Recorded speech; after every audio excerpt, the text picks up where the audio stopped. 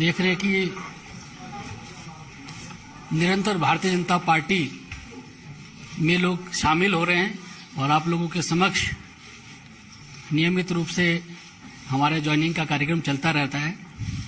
और आज बड़ा सौभाग्य का विषय है कि आज की ज्वाइनिंग के लिए हम लोगों के मध्य भारतीय जनता पार्टी के राष्ट्रीय अध्यक्ष आदरणीय जेपी नड्डा जी हम लोगों के मध्य हैं और भारतीय जनता पार्टी की नीतियां और माननीय प्रधानमंत्री जी के यशस्वी नेतृत्व से प्रभावित होकर आज सुनील जाखड़ जी भारतीय जनता पार्टी की सदस्यता ले रहे हैं।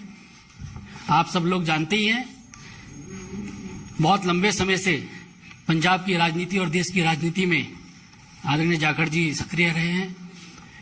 पंजाब विधानसभा में विपक्ष के नेता रहे हैं, पीसीसी के प्रेसिडेंट रहे हैं और सांसद के रूप में भी आपने काफी समय तक संसद में रहे हैं।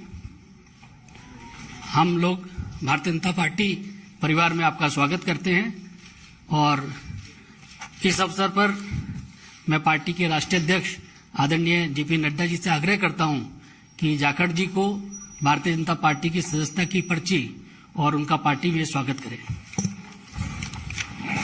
बुके लियो।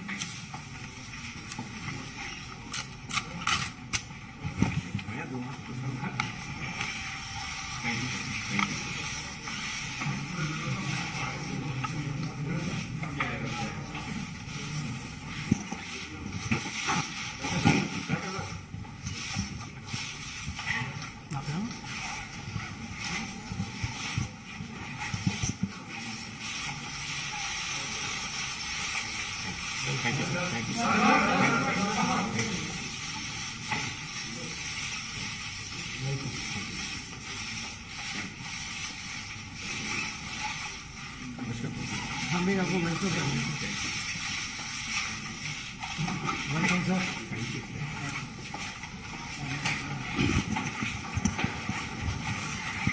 आदरणीय जाखड़ जी का विश्व की सबसे बड़ी पार्टी में स्वागत है और इस अवसर पर मैं पार्टी के राष्ट्रीय अध्यक्ष आदरणीय नड्डा जी से आग्रह करूंगा कि वे शब्दों के माध्यम से जाखड़ जी का पार्टी में स्वागत करें।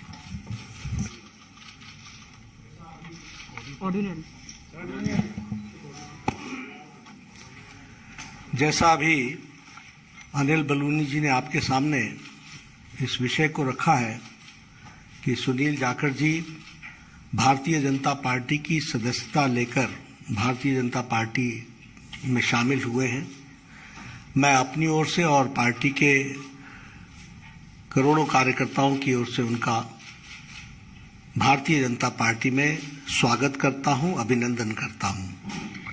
ये हम सब के लिए खुशी का विषय है कि सुनील जाखड़ जी जो एक अनुभवी नेता और जिन्होंने लगभग 3.5 दशक राजनीति में एक अपना स्थान बनाया है, ऐसे व्यक्तित्व भारतीय जनता पार्टी में शामिल हुए हैं।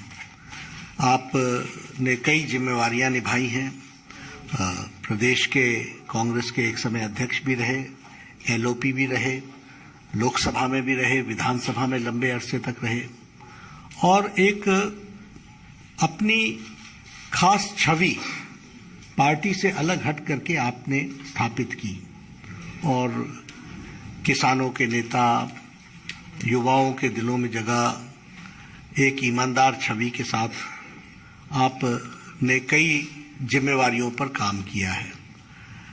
आज मैंने आप सबसे पहले भी कहा था कि पंजाब में राष्ट्रवादी ताकतों का जो प्रथम स्थान है वो भारतीय जनता पार्टी ले रही है और इसलिए आवश्यक होता है कि राष्ट्रवादी विचार रखने वाले सभी लोग भारतीय जनता पार्टी के साथ जुड़े और मजबूती प्रदान करें।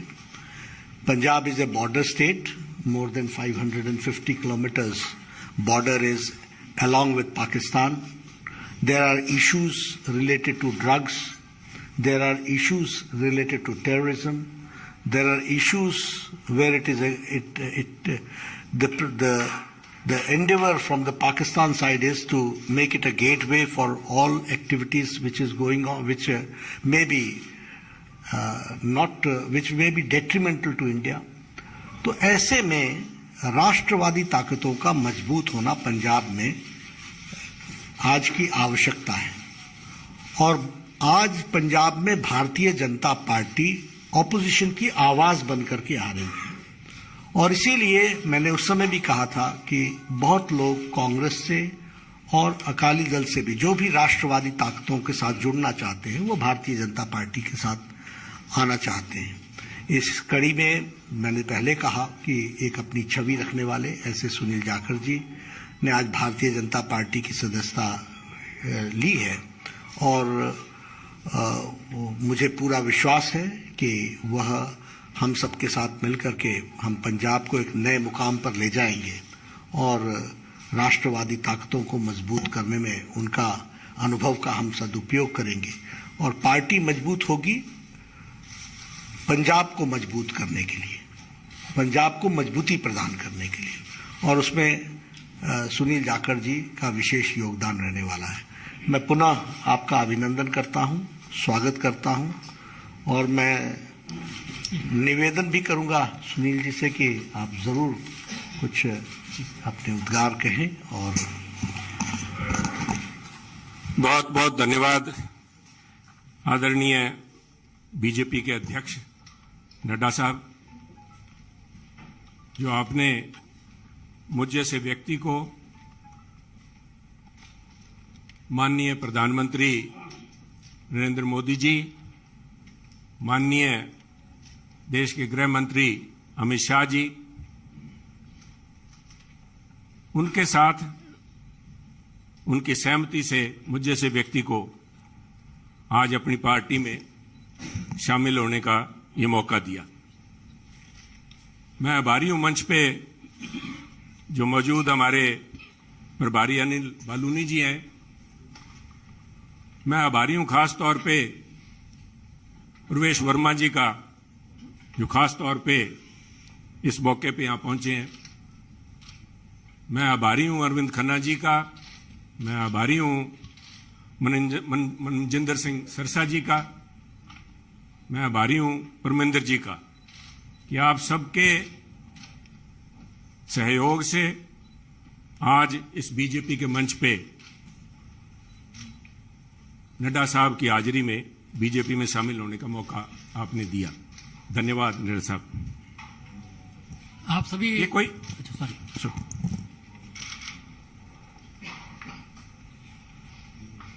कोई आसान काम नहीं होता। 50 साल का संबंध मेरा कांग्रेस से है। हमारी 3 पीढ़ियां कांग्रेस पार्टी में सन 1972 से लेकर आज 2022 तक हमने पार्टी को अपना परिवार समझ के अच्छे बुरे समय में साथ रहे हैं। और एक चीज जो मैं समझता हूं, जिसकी वजह से, जिस आत्मीयता से और जिस खुले दिल से बीजेपी के शीर्ष नेतृत्व ने और नड्डा साहब ने आज मिलने का मौका दिया, उसका सबसे बड़ा कारण था कि सुनील जाखड़ ने राजनीति को निजी स्वार्थ के लिए इस्तेमाल नहीं किया। सुनील जाखड़ ने कभी तोड़ने का काम नहीं किया। हमने सभी हमेशा कोशिश की है, शायद सफलता ना मिली हो, जोड़ने का काम किया है। और मैं एक ऐसे सूबे से संबंध रखता हूं, एक ऐसे प्रांत से आता हूं जो गुरुओं, संतों, पीर, पैगंबरों की धरती मानी जाती है।